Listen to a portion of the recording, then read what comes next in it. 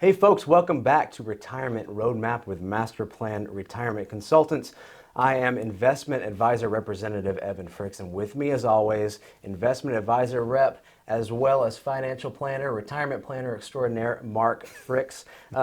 Folks, we are nearing the end of the year, and a lot of people use this time to scramble to make up for any last-minute contributions to qualified accounts, IRAs, Roths, anything that they can get in before the end of the year that they haven't done. We try to, of course, with our clients, take care of that throughout the year. Hopefully earlier. Inevitably, we get some last minute goal runs, right?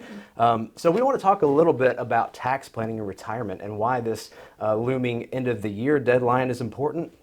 But specifically we want to discuss some tax-free vehicles and why that's so important for tax planning. And of course, we know every year an individual has a contribution limit to how much they can put into an individual IRA or a Roth IRA. That's $6,500 this year, 2023. So what year is it? Remind me? Almost all year. Yeah, 2023, nearly all year. Unless you're over 50, and then you have an extra $1,000. And of course, if you're married, you both have that as well. So as long as you have earned income. As long as one of the spouses has Yes. earned income, then you can both contribute that full amount. So one, we need to make sure we get it in for 2023 before the new year, because then it starts all over. So if you want to maximize what you're putting away in a qualified account, whether it's tax deferred in an IRA or tax free, we want to get it in so that you can start all over in 2024 and put the full amount there. We want to build as much as we can. But there's another looming deadline that's a couple years away, Mark. You want to speak into that a little bit? Yeah, the Tax Cut Act, sometimes referred to as the Trump tax cuts that originated in 2017. One of the ways that it got passed was Congress, and especially the Democrats, wanted to put a deadline on it. So, okay, we'll give you this, but only for so long.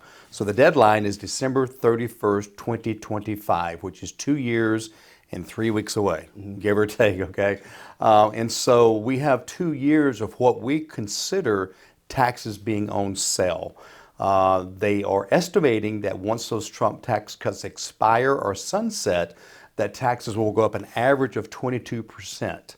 Now, I'm not saying the bracket will become a 22% higher. I'm saying if you're in a 15, it might go to like a 19 or a 20. And so it's very critical that not only, this relates less to putting money into a Roth or an IRA, relates more to perhaps getting money out of an IRA into a Roth or other investment vehicle that's tax-free. And we're not going to spend a lot of time on the rules, but very basically speaking, a lot of people don't understand Roth conversions. A Roth conversion, anybody can do it. Doesn't matter your income level, doesn't matter if you have earned income or not, doesn't matter what age you are, and there's no limit on how much you can do. So that's a very basic, simple thing. You just have to pay the taxes when it goes from the IRA to the Roth. But the great news is you never pay them again. So Roth conversions is one thing we'll be included today to talk a little bit about. But there's several other things you can do as well. But I'm glad Evan brought up the deadline, because if you are hearing this show this week, you're running out of time to get into this year for sure. But the Trump tax cuts do expire in a little over 2 years. And so if there's any planning to get money out of IRAs, now's the time over the next 2 years. After that, it's going to cost you more money to get it into a Roth or other tax-free vehicle for sure. So let's discuss for a moment why tax planning is so important in retirement anyways. We know in the past there's the old adage, well, I won't need as much, I'll be in a lower tax bracket in retirement, I'm not going to be earning as much income, all this other stuff, and we found that, Mark, that's simply not true. It's not true. I mean, we have hundreds of clients, and very rarely do we see a client go to a lower tax bracket in retirement. It's just not happening. Part of the reason is they're not putting money into an IRA or 401k and getting that tax break. Now they have full income, and most people want 80 to 100% of their income the same as when they were working.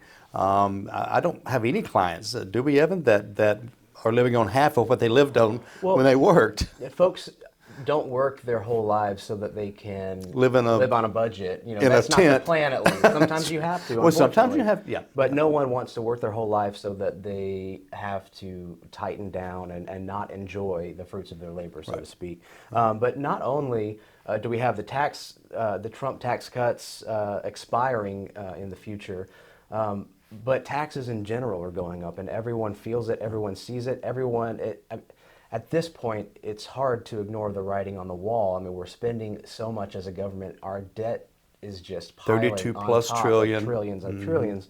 And the only way to cut, who's going to be affected by that? The middle class mostly. Correct? It really is. I mean, I know from Washington, they talk about if you make over 400,000, it won't affect you. I've seen what's in Congress. I've read, and believe me, it's going to affect people all the way down to 75,000 and even below that a little bit. Even the new brackets, the first bracket right now is 10%. It's going to go to 12 to 15% for the lowest wage earners. So don't tell me that the wealthy that's going to get hit. It's going to be the middle class. And that's the majority of people we work with. That's the majority of people that listen to our program. And so don't ignore it. And you know, Evan, we talk a lot about macro thinking versus micro thinking. And so micro thinking means this year. And yeah, this year is important. But I would be willing to pay a little bit more taxes this year so that the rest of my life I pay less taxes. Yeah. And so we're very much into the tax planning and making sure that our mindset's correct. Yeah, and I don't want to harp too much on this before we move on to the other topics, but a whole nother tax situation is there are just so many unknown rules that people aren't aware of. There are so many gotchas and mistakes you can make with your tax planning that now, today's retirement planning, we're seeing more and more of the possibility of losing more money to taxes than to actual market investments. Absolutely, and it keeps going. You know, you might have one bad market year, but if you're paying higher taxes, that's the rest of your life. Right. And I don't see them ever coming back down. Again, like you mentioned our debt. What about the fact that Social Security is going broke? Medicare is going broke. I mean, we're sending billions of dollars in aid to other countries. We're creating new social programs in order for people to get reelected, and it's spiraling. And most republics, as we are, tend to follow that route. The history of the world is if you're a republic, after a couple of hundred years, it just kind of everybody starts giving more and more stuff away to get elected, and the nation just kind of crumbles upon itself. Or at least promising to give something. Yeah, away. And I don't want to be and then too getting elected. I don't want to be too dramatic here, you know. But we see we see some of the writing on the wall. So plan now, especially again while taxes are on sale. So a little bit of review on IRAs versus Roth. So they're both qualified funds. A Roth is actually a Roth IRA. So they're essentially the same wrapper with different rules. An IRA, as we know, is tax deferred. So you put money in now. You are not taxed on that, and you even get a little break when you file your taxes for that year. So it feels good. I put money in my IRA. I got a little discount on my taxes. Fantastic. Let that grow for 10, 20, 30 years, and then when you're ready to take it out in retirement after age 59 and a half, when you take it out, you're taxed on that. And tax deferral is a powerful tool, and we do believe in tax deferral. There is a place for that. However, when you take it out, it's generally, hopefully, if your investment advisor did a good job, it's a lot bigger than when you put it in, so your tax burden is higher. And depending on your tax bracket, you've got that weight on that tax as well. Yeah, you've grown that crop bigger and bigger and bigger, and now you're going to pay taxes on the crop as opposed to the seed that you put into the ground, right, which is the Roth. Right. The Roth is you pay your tax on the seed. In other words, you don't get a tax deduction when the money goes in. But you never pay taxes again. It grows right, tax deferred, powerful again, but comes out tax free. I don't care if your bracket's 90%, that money comes out tax free. Yep. And you're not required to take money out of a Roth like you do an IRA at age 73. And so you have that other benefit as well, that if you don't need it, you don't have to take it out, but you do take it out, you pay no taxes. Powerful. And really, you don't, when you put money into an IRA or a Roth, you don't feel a difference when you're putting it in.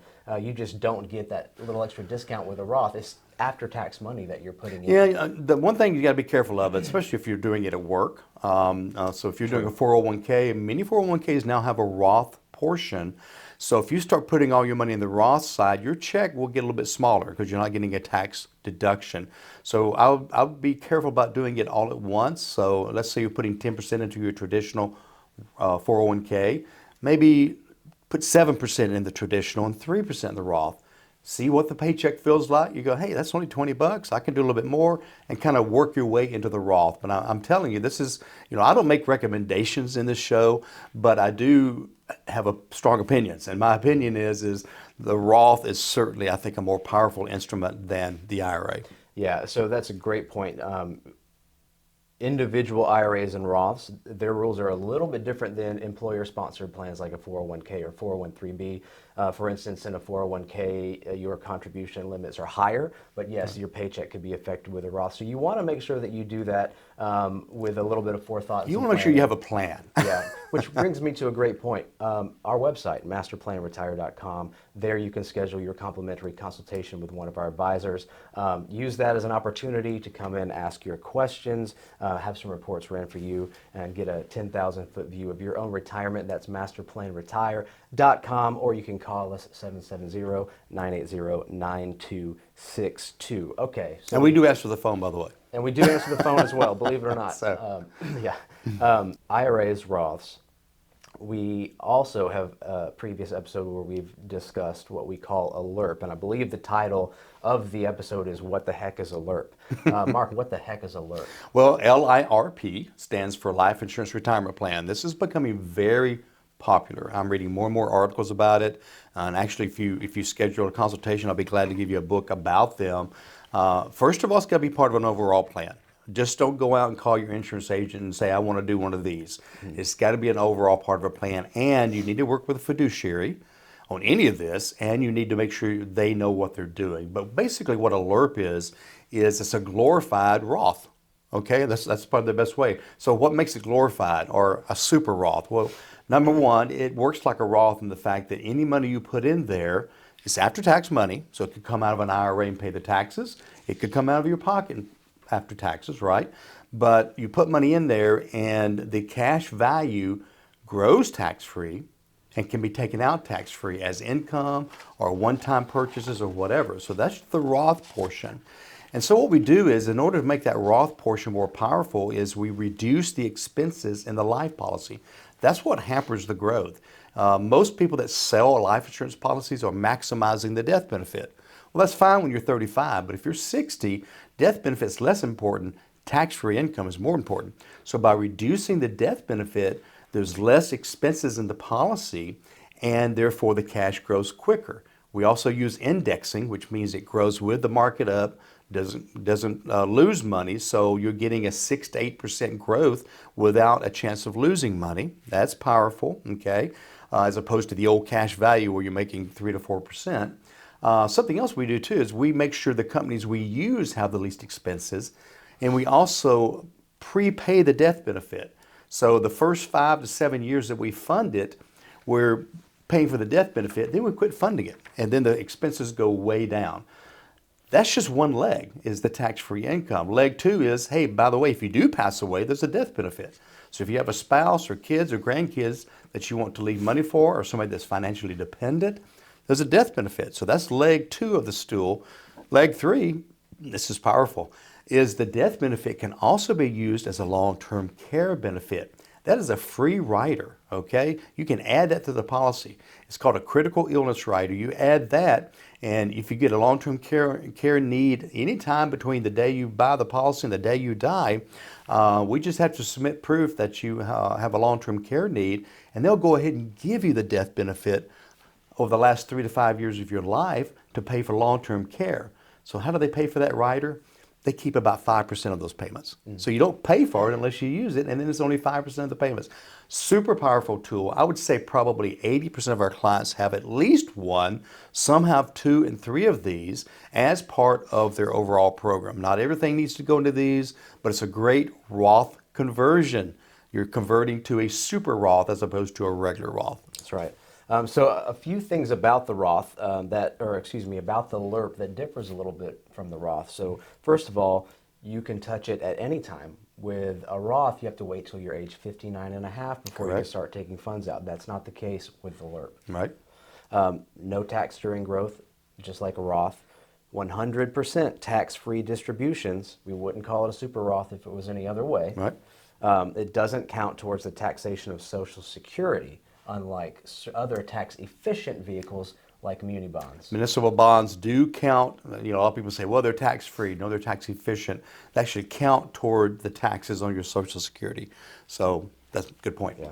Another really big one is there are no contribution limits. With a Roth, you've got, if you're over 50, you've got 7,500 for the year of 2023. If you're under 50, you've got 6,500 you can put in. However, with a LIRP, you have however you designed it with your planner. So before you open the policy, you've designed it, you've squashed that death benefit to where the fees are low, and so it can grow the most. And then you determine how can you pay this over 5, over 10 years, how you want to do it. And so the contribution limits are really whatever you want to make it to be, how much you want to convert.